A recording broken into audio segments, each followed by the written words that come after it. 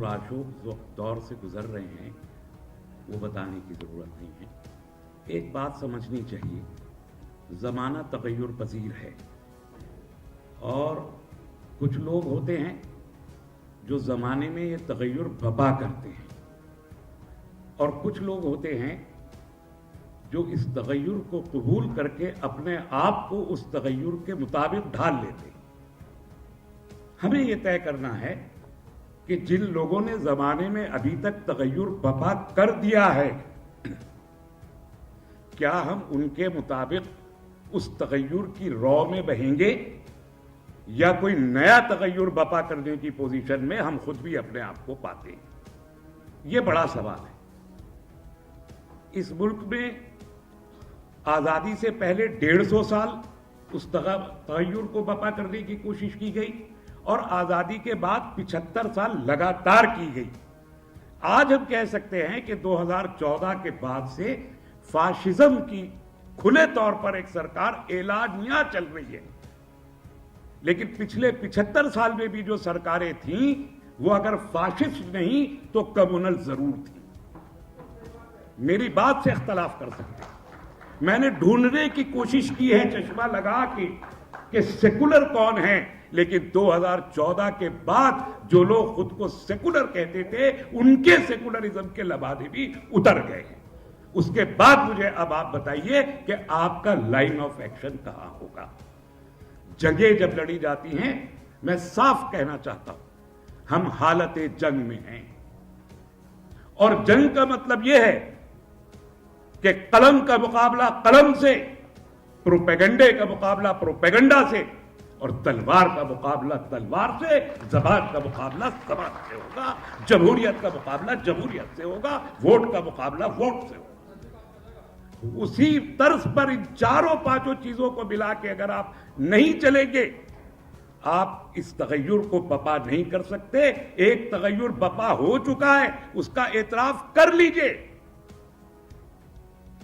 कि तग़य्युर बपा हो चुका है, यह हिंदू राज बन चुका है, लेकिन इस मुल्क का डीएनए यह है कि यह किसी भी मजहबी राष्ट्र को कबूल करके लंबे अरसे तक, लंबी दूरी तक जा नहीं सकता। यह भी एक हकीकत है। तो मजीद तग़य्युर अगर बपा करना है तो अब आपका नंबर है, आप खड़े होइए और यह रास्ता फूलों के दहलीज पे चलने का नहीं है, यह कांटों पे चलने का रास्ता है। अगर आप तैयार हैं जहनी तौर पे कि आप कांटों पे चलेंगे तो आगे बढ़िए। शाख समर कुछ दूर नहीं, जिसको बुलंदी समझे हो इन हाथों की कोताही है। अपना दस्त दराज कीजिए, अपने हाथ ऊंचे कीजिए, शाख समर आपकी दस्तरस में होगी। इसका यकीन है कि भारत आपका मुंतजर है। भारत किसी सेकुलर, सोशलिस्ट और कम्युनल, नॉन कम्युनल, फासिस्ट का नहीं, भारत आपका मुंतजर है कि आप उठे और इस मुल्क के मजलूमों को अपने गले से लगा के कहें कि इंसाफ हम कायम करेंगे। यही एक पैगाम मुझे देना था। जहां तक मेरी जात का ताल्लुक है, मैं हर वक्त तैयार हूं, हर वक्त, हर लम्हा। मैं रात को लेटते वक्त ये सोच के लेटता हूं कि शायद आज रात को मुझे गिरफ्तार कर लिया जाए। मैं जेल जाने को हमा वक्त तैयार हूं और कत्ल हो जाने को हमा वक्त तैयार हूं। क्या आप तैयार हैं? ये आप सोचिए।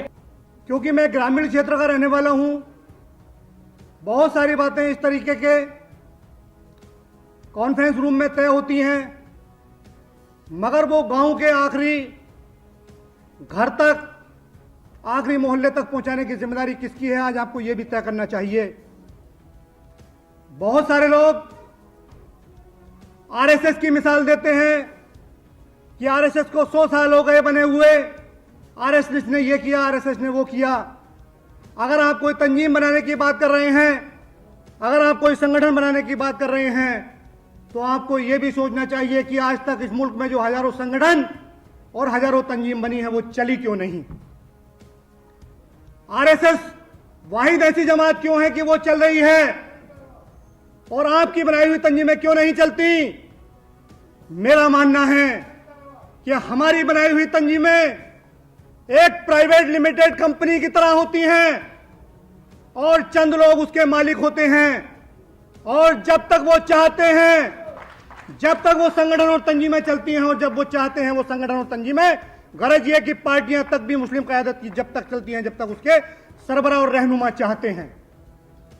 आरएसएस का नाम पूरी दुनिया जानती है, लेकिन आरएसएस के अगर 5 पदाधिकारियों के नाम के लिए मैं आपसे कहूं तो आप बता नहीं सकते, क्योंकि वहां किसी वाहिद एक आदमी का नाम नहीं चलता है, वहां संगठन का नाम चलता है। और हमारे यहां आदमी का नाम आगे चलता है, संगठन का नाम पीछे चलता है। इस पर विचार करना पड़ेगा। एक बात तो यह है। दूसरी बात यह है कि अगर इस देश के अंदर संविधान बचेगा तो देश बचेगा, और देश बचेगा तो मुसलमान बचेगा। इसलिए संविधान को बचाने की जिम्मेदारी हमारी और हमारी है। आपको यह सोचना चाहिए, आज एक सत्ता में बैठा हुआ एक तबका यह सोचता और यह चाहता है कि अदालतों से और संवैधानिक संस्थाओं से ऐसे फैसले कराए जाएं, अदालतों से ऐसे निर्णय कराए जाएं कि ये मुसलमान अदालतों में और संवैधानिक संस्थाओं में जाने को फिजूल समझने लगे और ये सोचने लगे कि अदालतों में जाने से कोई फायदा नहीं है, वक्त बर्बाद होगा। वो चाहते हैं कि तुम्हारा संविधान से भरोसा उठ जाए। वो ये चाहते हैं कि संवैधानिक संस्थाओं के पास तुम जाना बंद कर दो और तुम हिंसक हो जाओ और उनकी गोली का शिकार हो जाओ। तुम्हें हर हाल में उस संविधान पर भरोसा करना है जिस संविधान में इस मुल्क ने हमें रहने का अधिकार दिया है। और मैं आखिर में एक बात और आपसे कहना चाहता हूं। एक आधा मिनट की कहानी है। एक आदमी ने, और आप सोचिए इस मेरी आधा मिनट की बात में आपको पूरा आज की कॉन्फ्रेंस का जुज मिल जाएगा। एक आदमी ने एक मुर्गा पाल रखा था और वो उस मुर्गे को काटना चाहता था, जीवा करना चाहता था, लेकिन बहाने ढूंढता था। उसने कहा मुर्गे से कि अगर सुबह को अजान देगा तो तुझे जीवा कर दूंगा। मुर्गे ने सुबह को अजान नहीं दी, मसलहत थी, अजान नहीं दी, जान बचानी थी, लेकिन आदत के मुताबिक उसने पंख फड़फड़ाए। अगले दिन को उसके मालिक ने कहा कि अगर पंख फड़फड़ाएगा तो तुझे जिबा कर दूंगा। अगले दिन को उसने पंख भी नहीं फड़फड़ाए, लेकिन गर्दन को ऊंची करके दिखाया।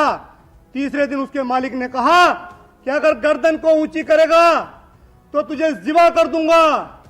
तीसरे दिन गर्दन भी ऊंची करनी बंद कर दी। चौथे दिन उसने कहा कि मुर्गा होते हुए तुझे अंडा देना पड़ेगा। उसने कहा कि ये तो बहुत कसमकस की बात हो गई, अंडा कैसे दूंगा। वो रोने लगा तो मालिक ने कहा क्या मौत के डर से रो रहा है। मुर्गे ने कहा मौत के डर से नहीं रो रहा हूं, इसलिए रो रहा हूं कि अंडे पे जान देने से तो बेहतर था कि अजान पे जान दे देता। तुम बाबरी मस्जिद पर चुप रहे, इसलिए 370 आई, इसलिए सी और एनआरसी आई। तुम्हारे इम्तहान लेते गए वो लोग और तुम खामोशी से हर जुल्म बर्दाश्त करते चले गए। इसलिए अंडे पे जान देने से बेहतर था कि अजान पर जान देकर मरते। संविधान की रक्षा के लिए आज ये जो कदम उठाया है, हम हर तरीके से साथ हैं और संविधान ही हमें यहां अधिकार देता है रहने के लिए। मशवरे बहुत लोगों ने दिए। इस शेर के साथ अपनी बात खत्म कर रहा हूं कि कोई लाया ना मेरे मर्ज की दवा रखकर, कोई लाया ना मेरे मर्ज की दवा रखकर, चला गया मेरी झोली में मशवरा रखकर। अस्सलाम वालेकुम। रोजाना अपने मुस्लिम दानिश्वरों और उलमाए दीन को यह नेशनल चैनल पर बैठ करके एक विश्व हिंदू परिषद का बैठा लिया जाता है, एक बीजेपी का बैठ जाता है, एक संघ का संचालक बैठ जाता है, एक मुसलमान को बैठा करके और जो उसका एंकर होता है वो भी मिल करके गालियां पूरी मुस्लिम कौम को देता है। आइए आज हम तय करें कि हम उस किसी भी नेशनल चैनल पर डिबेट में नहीं जाएंगे। हमारा कोई इंटरव्यू देता है, हम उसका इंटरव्यू लेंगे। अगर कोई नहीं मानता डिबेट चैनल में जाने के लिए, हम उसके मोहल्ले में जाकर के ऐलान करें कि हम तुम्हारा सोशल बाइकआउट करते हैं। तुम्हारे घर में कोई मर जाएगा तो हम नमाज जनाजा में भी शामिल नहीं।